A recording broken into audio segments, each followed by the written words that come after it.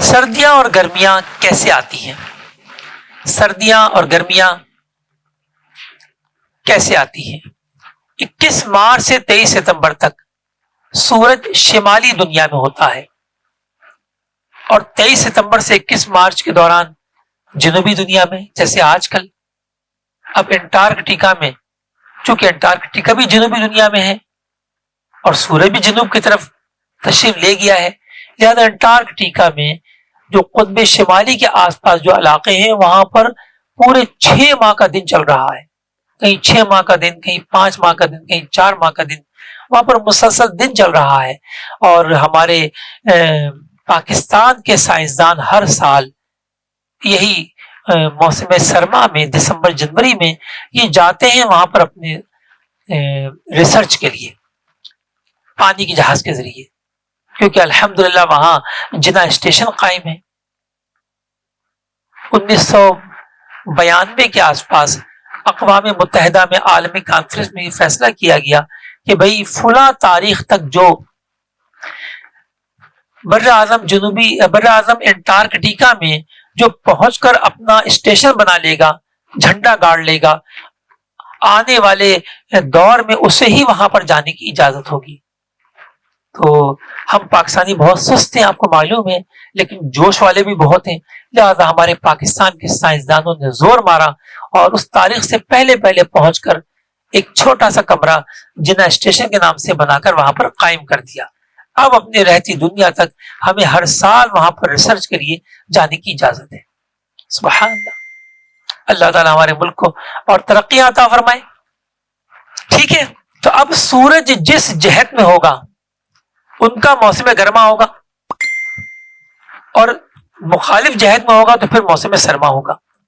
دیکھیے، ہم ہیں شمالی دنیا میں اور سورج ہے اس وقت جنوب میں، تو سردیاں ہیں نہیں ہیں، اور جب آئے گا مئی جون جولائی تو پھر ہم شمال میں اور سورج بھی شمال میں، تو پھر دونوں ملاقات کریں گے، تو اب ہو جائیں گے بڑے دن، یعنی موسم گرما۔ اچھا، لفظ موسم گرما سرما ہم استعمال کریں گے دن کے بڑے چھوٹے ہونے کی پہچان کے لیے، ٹھیک ہے، ورنہ پاکستان میں ایسے بھی علاقے ہیں کہ جہاں پر موسم سرما کے اندر، جی ہاں، موسم گرما کے اندر جون جولائی میں بھی آپ کو لحاف اوڑھنے پڑیں گے، اور ہوگا وہ پاکستان کا علاقہ۔ اگر آپ کو یقین نہیں آتا، آپ استور چلے جائیں، اپنے آپ اسکردو چلے جائیں، وہاں پر ہم نے لحاف اوڑھے، جی ہاں، مئی جون میں لحاف اوڑھے،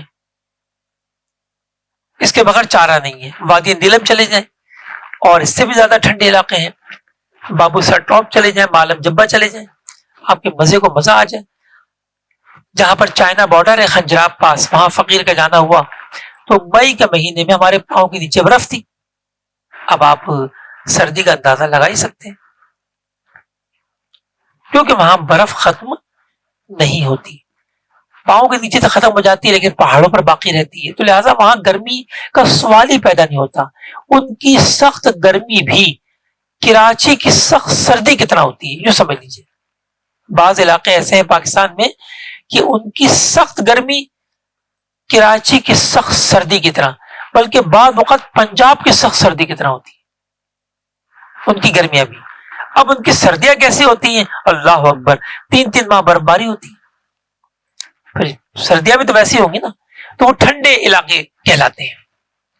بہرحال نارملی کیا ہوتا ہے؟ نارملی یہی ہوتا ہے کہ 21 مارچ سے 23 ستمبر تک چونکہ سورج شمالی دنیا میں ہوتا ہے، تو شمالی دنیا میں جو ممالک آ جائیں، بر اعظم ایشیا اور بر اعظم یورپ اور بر اعظم شمالی امریکہ، تو ان سب میں کیا ہوگا؟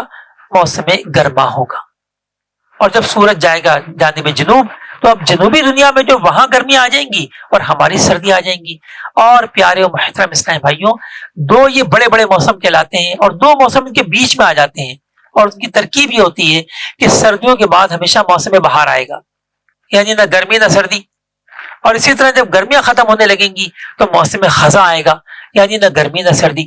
تو ان دو بڑے بڑے موسموں کے درمیان یہ دو دوسرے موسم بھی تشریف لاتے ہیں۔